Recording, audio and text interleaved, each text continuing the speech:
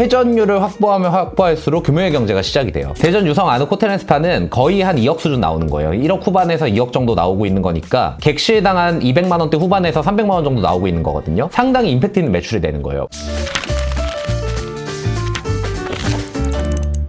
안녕하세요. 스페이스 플래닝 정석입니다. 저희가 지난 애프터 앤 애프터 영상 때 객실을 대다수 통합해가지고 매출을 극대화시켰었던 대전 패스포트 후쿠오카 료칸으로 만들었었던 사례를 한번 설명을 드렸었고, 오늘은 객실을 거의 통합하지 않고 많은 객실 수와 유성에 맞는 키워드를 좀 접목해가지고 규모의 경제를 좀 만드는 반대되는 사례의 호텔 오늘 한번 소개해드리려고 찾아왔습니다. 유성 아늑 호텔 앤 스파는 1억 7천에서 1억 9천 정도, 그러니까 실당 한 200만 원대 후반에서 300만 원 정도가 60객실 이상에서 나오고 있는 거기 때문에 객실당 매출로 치면은 훨씬 더 임팩트 있는 매출을 내고 있는 거고, 대전 유성 아늑 호텔 앤 스파는 거의 한 2억 수준 나오는 거예요. 1억 후반에서 2억 정도 나오고 있는 거니까 객실당 한 200만 원대 후반에서 300만 원 정도 나오고 있는 거거든요. 상당히 임팩트 있는 매출이 되는 거예요. 기존 중소형 숙박업소들이 보통 3, 40객실이라 그러면 여기는 60객실이 넘는 객실을 가지고 실당 300 가까이 나오는 거기 때문에 상당히 매출이 높게 나오는 거죠. 그리고 대전 패스포트 후쿠오카 같은 경우 우리가 사례를 봤었잖아요. 거기는 10객실로 6천만 원 내고 있잖아요. 거기는 600만 원씩 내고 있는 거예요, 실당. 확실히 하이엔드 모델로 가면 객실을 통합해서 효율을 확 내면서 비용을 확 절감하고, 이 호텔 같은 경우는 규모의 경제 호텔을 만들어야 되니까 회전율을 극대화하고 상권을 이해하고 그 상권에서 겹치지 않는 컨셉으로 온천이라는 키워드를 접목해가지고 상권에 맞는 기획으로 또 시당 300까지 내고 있는 거기 때문에 상당히 또 유의미한 개발 사례라고 볼 수 있죠. 시공 전에 건물 봤을 때 이 현장은 사실은 32객실 따로따로 있었던 건물인데 거의 쌍둥이처럼 지어진 두 개의 건물이었어요. 한 분이 매수를 하셨고 이거를 하나의 호텔처럼 보여드릴 수 있어야 하는 그런 미션을 가진 호텔이었어요. 중소형 숙박업소는 한 45개만 넘어가도 객실 수가 되게 많다라고 얘기를 하고, 그런 호텔들의 특징은 뭐냐면은 회전율을 확보하면 확보할수록 규모의 경제가 시작이 돼요. 그러니까 어느 정도 고정비는 올라가다가 멈추거든요. 그러니까 그 업사이드는 전부 다 이익이 될 수 있는 그런 구도이기 때문에 최대한 다양한 중소형 숙박시설들을 원하는 유성을 찾은 고객들이 찾아올 만한 유인들을 많이 만들어놔야 된다. 유성 호텔 앤 스파 같은 경우에는 사이트를 처음 갔을 때 상권이 좋다기보다 입지가 되게 좋았어요. 유성천을 바로 앞에 두고 있었거든요. 그러니까 정취가 되게 좋고 모텔촌 안에 있지 않기 때문에 여기는 조금 다른 방식으로 좀 개발을 해봐도 되겠다라고 생각을 했고, 한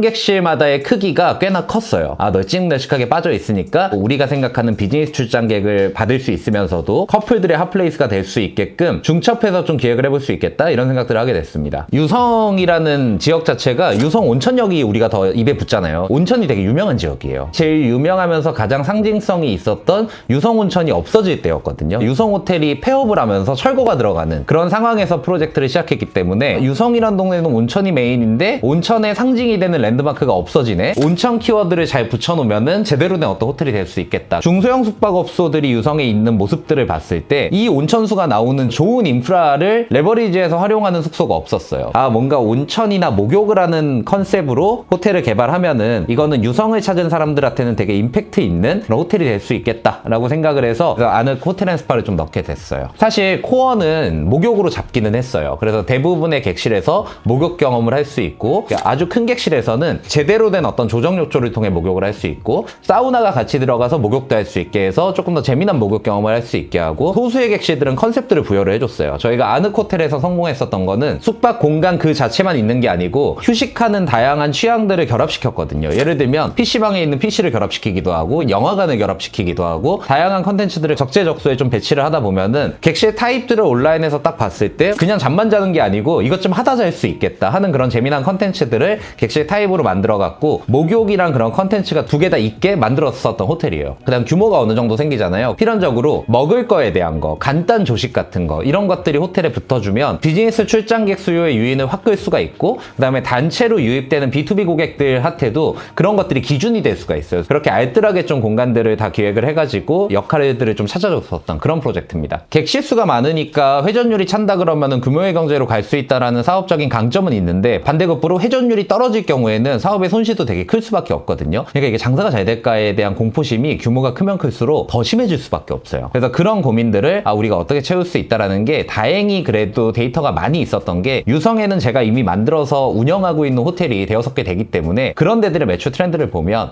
조금 더 진보된 기획으로 여기 들어가게 되면 크게 카니발 없이 우리도 우리만의 어떤 매출 영역을 지킬 수가 있겠다. 그 다음 두 번째는 두 개에 붙어있는 건물을 운영하는 거잖아요. 이걸 각각 운영하면 운영 비용이 2배로 되겠죠. 그래서 운영을 통합해서 비용을 낮추는 거에 관심이 되게 많으세요. 프론트를 하나로 통합하겠다. 나중에 필요시에 어떤 케이스인 경우에 각각 매각될 수 있잖아요. 그때는 간단 시공만으로 프론트라는 신설할 수 있지만 출발하는 시점에는 프론트를 통합 운영해서 A동으로 입장해서 모든 고객들은 체크인을 해서 원하면 B동으로 가는 걸로. 그래서 1층을 통합해버렸어요. 그래서 비용을 절감하면서 매출은 극대화하는 거 두 가지 이제 아젠다에 대해서 어떻게 풀어가느냐가 이 기획 때 가장 많이 저희가 고민했었던 내용이에요. 그리고 이제 오셨을 때 유성에 제가 만든 호텔들끼리 어떤 매출 경쟁이 일어나지 않냐? 라고 이제 보통 말씀들을 하시는데 그때는 제가 항상 전체 상권을 말씀을 드려요. 전체 상권에는 이동의 40개 모텔 중에서 대여섯 개가 되는 거고 우리는 결과적으로 상위 30% 안에 들어가면 되는 게임이거든요. 그래서 모텔은 시설 사업이기 때문에 노포가 힘을 쓰는 경우는 별로 없어요. 음식점은 음식이 맛있으면 되기 때문에 노포가 힘을 쓸 수가 있거든요. 근데 숙박업은 시설 그 자체로 공간 자체를 빌려주는 거기 때문에 최근 리모델링이 잘 된 상위 30%가 그 시장을 리드하고 대부분의 예약 매출에서 40% 이상을 상위권 업체가 독점하게 되어 있어요. 그리고 패스포트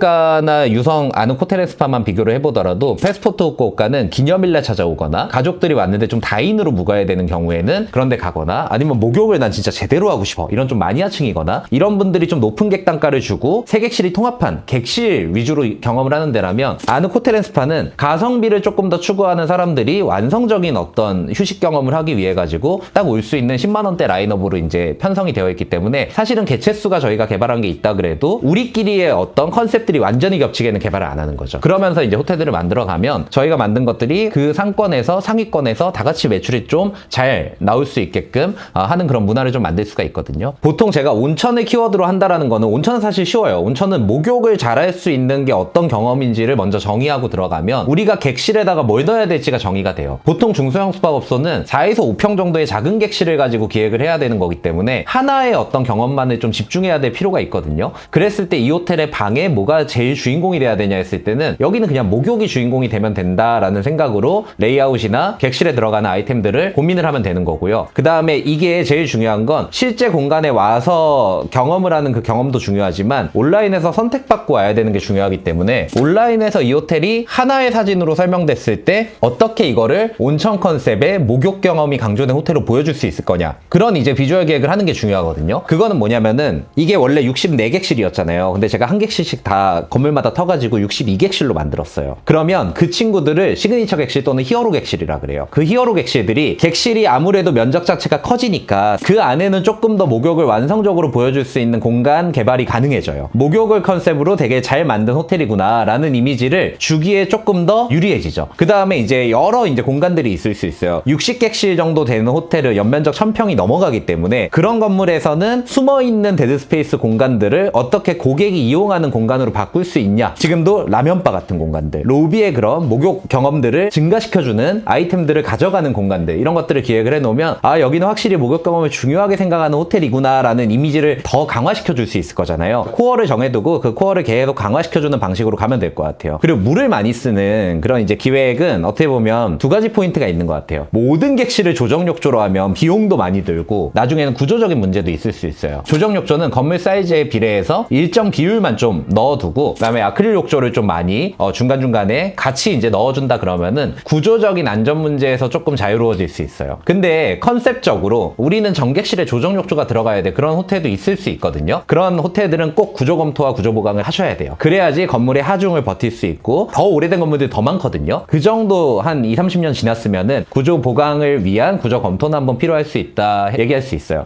구조 보강한다 그러면 비용이 아주 많이 터질 것 같지만 실질적으로 건물 하나 구조 보강 검토하는 데 있어서는 한 300-400만 원이면은 현재 우리가 바꾸려는 레이아웃에서 보강을 해야 되는 소요들을 다 파악할 수 있는 구조 검토가 가능해지거든요. 그거에 따라서 어디 부분들을 구조 보강을 해야 되는지에 대한 구조 도면이 나오기 때문에 그런 도면들을 한번 참고차 받아보시고 기획할 때 의사결정을 해보시는 것도 되게 리스크를 줄일 수 있는 방법이에요. 그래서 요번 애프터에서는 제가 말씀드리고 싶었던 거는 클라이언트 분들이 많이 찾아오시면 어떤 상권의 호텔에 매수하려고 하는데 어떤 컨셉으로 해야 돼요? 객실 통합해야 될까요? 이런 식으로 이제 여쭤보세요. 근데 그러지 마시고 지금 사례도 똑같은 상권인데 개발 방식이 완전히 달랐잖아요. 상권을 기본적으로 봐야 되겠지만 상권을 본 다음에 그 건물을 보고 그 건물이 있는 입지를 보고 객실 수를 보고 여러 가지 변수들을 종합해서 결과적으로 이게 제일 맞겠다 하는 식의 컨셉 도출 과정이 있다라는 거를 여러분들께서 캐치하셨으면 좋겠고, 그러니까 물건마다 상권이 같더라도 다른 개발 방식이 있을 수 수 있다. 이거를 오늘 기억하시면 좋을 것 같습니다. 다음 사례는 이제 서울로 또 넘어올 거예요. 서울로 넘어와서 또 어떻게 새로운 기획으로 그 상권에서 또 유일무이한 그런 호텔을 만드는지를 한번 설명드릴 테니까 다음 애프터 영상 기대해 주시기 바랍니다. 오늘도 시청해 주셔서 감사합니다.